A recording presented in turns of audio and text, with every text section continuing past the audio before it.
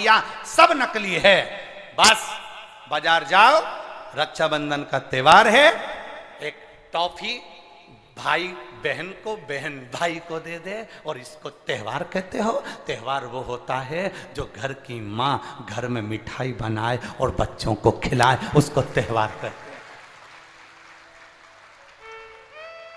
फीका कर दिया त्योहारों को। जो भी त्योहार आते हैं या तो 2 हो जाएंगे, 3 हो जाएंगे, या फिर इतने छोटे हो जाएंगे कि उसमें आप विचार करते रहोगे कि मैं कल मनाऊं कि परसों मनाऊं। बस इसी विचार में पड़ते रहेंगे और हमारा सनातन धर्म का जो हमारा एक आनंद है, हमारे जीवन का जो सुख है, त्योहार का जो उत्साह है, त्योहार का। जन्माष्टमी आती थी पहले, लोग ऐसी जन्माष्टमी मनाते थे। रामनवमी आती थी पहले, रामनवमी मनाते थे। रक्षाबंधन आता था पहले, रक्षाबंधन खुशियों से मनाते थे। जब होली आती थी, होली खुशियों से मनाते थे। दिवाली आती थी, दिवाली खुशियों से मनाते थे। संक्रांति आती थी, संक्रांति खुशियों से मनाते थे। जितने त्योहार आते थे एक आता था और उसमें उत्साह, उमंगता, आनंदता होती थी। आज के जमाने में इतना इतना बांट दिया, इतना इतना बांट दिया कि त्योहार को भी 2-4 कर दिए तो लोग विचार में पड़े रहते हैं। अब करें तो करें क्या, अब विचार करें तो करें क्या।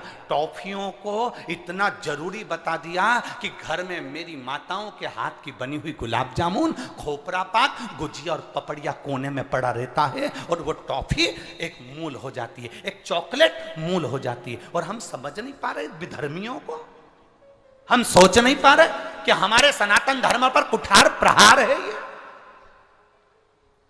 हमारे सनातन धर्म को नष्ट करने का प्रहार है ये। त्योहारों पर कौन सा एक, किसी ने बता दिया कौन से शास्त्र, कौन से वेद और कौन से पुराण में लिखा है कि त्योहार पर बहन भाई को तिलक लगाए तो टॉफी खिलाए, चॉकलेट दे। यह हमारा सभ्यता, हमारी संस्कृति और हमारा संस्कार नहीं है।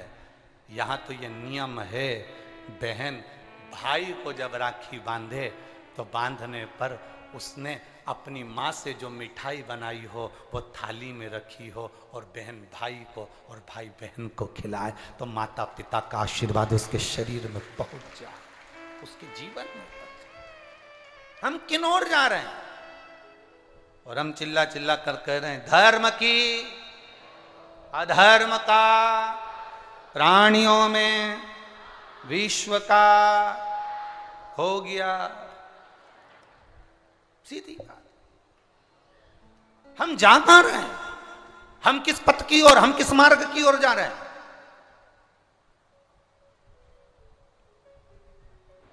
भ्रम में पड़ गया, विचारों में पड़ गया, हम भ्रमित हो रहे हैं। भ्रमित। एक ने कह दिया, सियोर वाला महाराज कहता है शंकर जी पे चढ़ा हुआ जल पीना चाहिए, सियोर वाले महाराज कहते हैं बेलपत्री चढ़ी हुई खाना चाहिए। फिर कहीं का आ गया जिसको सियोर वाले महाराज का विरोध करना था, उसने कह दिया ना जल पियो ना बेलपत्री खाओ, नहीं तो तुम्हारा जीवन ऐसा हो जाएगा।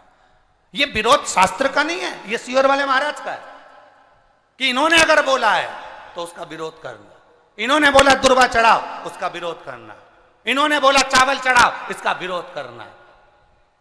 और दुनिया के लोग उनके झाले में पड़ जाते हैं। हमारा नियम निवेदन है, ना तुम सीहोर वालों की मानो ना तुम किसी की मानो। गीता प्रेस गोरखपुर की शिव पुराण बाजार से लेकर आओ, उसको दिल से धीरे धीरे पढ़ो, उसमें सब मिल जाएगा तुमको जो सीहोर वाला अपनी व्यासपीठ से बोलता है। स्कंद पुराण लाओ, नर्मदा पुराण लाओ, लिंग पुराण लाओ, देवी भागवत लाओ, ब्रह्म विवर्त पुराण लाओ, सारी पुराणों को घर में लाकर रखिए और एक एक पुराण का धीरे धीरे अध्ययन करो कि सियोर वाला महाराज कहीं अलग जगह से तो नहीं बात रहा। एक एक पुराण का अध्ययन करो। केवल फेसबुक, यूट्यूब और मोबाइल पर ज्ञान नहीं मिलता कि आप थोड़ी देर खोल के बैठ कर आपने ज्ञान ले लिया, ये तो हमने पढ़ा था शास्त्र में ऐसा। शास्त्र को पढ़िए, वेद को पढ़िए, अपने पुराणों को पढ़िए, उसका अध्ययन करिए कि बेलपत्री का चरित्र कहां वर्णन करा। एक बेलपत्र दान का जो वर्णन हमारे शास्त्रों में किया गया, एक वृक्ष लगाने का फल हमारे शास्त्रों में कहा गया, एक भूखे व्यक्ति को भोजन कराने का फल हमारे शास्त्रों में कहा गया, उसको पहचानिए। एक नवयुवक लड़का अपने पिता के सिंहासन पर बैठ गया।